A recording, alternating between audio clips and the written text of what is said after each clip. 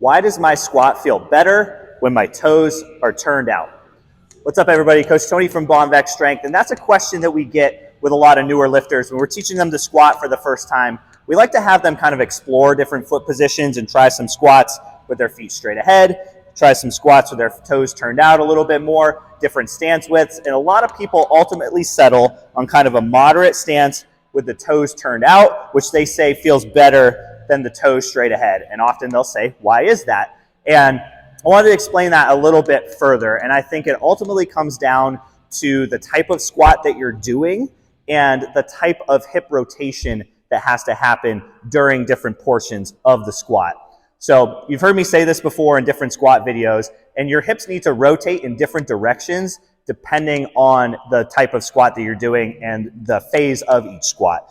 So when we initiate the squat and we first start to bend the knees and push the knees out, our hips need to externally rotate, which looks like this. That right there is hip external rotation. Then once we kind of get to the halfway point of the squat where we start to break parallel, then our hips need to internally rotate. And then to get deeper and deeper into the squat, the very bottommost position of the squat, where we're kind of ass to grass, like hamstrings on calves, then our hips need to externally rotate again.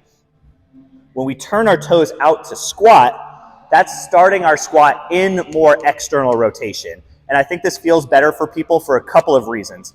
Number one, if we need to externally rotate right at the beginning of the squat, it kind of gives us a head start. When we turn our toes out and angle them like so, we're starting by pushing our knees out right away. If our toes are straight ahead and our stance is very close, it's a little bit harder to shove the knees out. We're more likely to have the knees collapse in, so that slightly toed out stance seems to help a little bit. Now that's the beginning and the end of the squat. What about that midway portion when we need internal rotation? What we often see is that a lot of people have less hip internal rotation than external rotation. That's pretty normal. And if you want to check for yourself, you can just kind of sit on the edge of a bench or a couch or something like that and just try to go and cross one ankle over the opposite knee. This is external rotation. Most people can do this fairly easily. Then, if you take that same starting position and try to rotate your leg out to the side and internally rotate your hip, most people have way less of that. That's pretty normal. Now, when we turn our toes out a little bit, what that does is it's starting in more relative external rotation. If you don't have a lot of internal rotation, this also gives you a head start. If my toes are straight ahead and I'm starting in a neutral position and I don't have a lot of internal rotation, I really don't have much room to go. So if I hit that halfway point in the squat and I have no more hip internal rotation, I'm going to feel like I'm getting stuck and something is going to go awry with my squat, whether it's my knees caving in, my weight shifting too far forward. But if I start in more external rotation, I have more room to internally rotate because I'm starting more externally rotated. So even if I have limited internal rotation, I start in more external rotation, it gives me more room to then internally rotate at that midway point of the squat.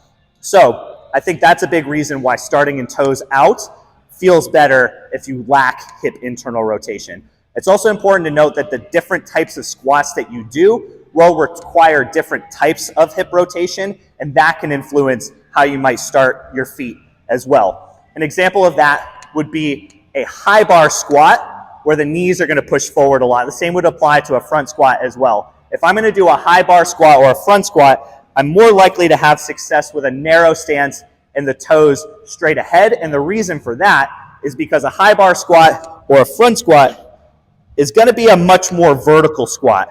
And when I squat more vertically with the knees pushed forward more, this squat is more external rotation dominant. So I'm starting more neutral and I have to display more external rotation than internal rotation. So narrow stance, toes straight ahead feels better. On the other hand, if I'm doing a low bar squat and or sitting back more, the more I hinge into my squat, I'm kind of turning my squat more like a deadlift, then it's a more internal rotation dominant squat. I need to display more hip internal rotation than external rotation. And what's a common trait amongst low bar squatters? Usually a somewhat wider stance, and then turning the toes out more, again, starts me in more external rotation, so I have more room to display hip internal rotation. So if you're doing a low bar squat, leaning forward more, sitting back into your squat more, it makes more sense to start with the toes turned out so I can display more internal rotation. So long story short, for most lifters, starting with the toes turned out a little bit is probably going to be the most comfortable squat. It's different for everybody, and it's going to change based on the type of squat that you're doing, but I would bet that the majority of lifters feel better with their toes turned out just a little bit.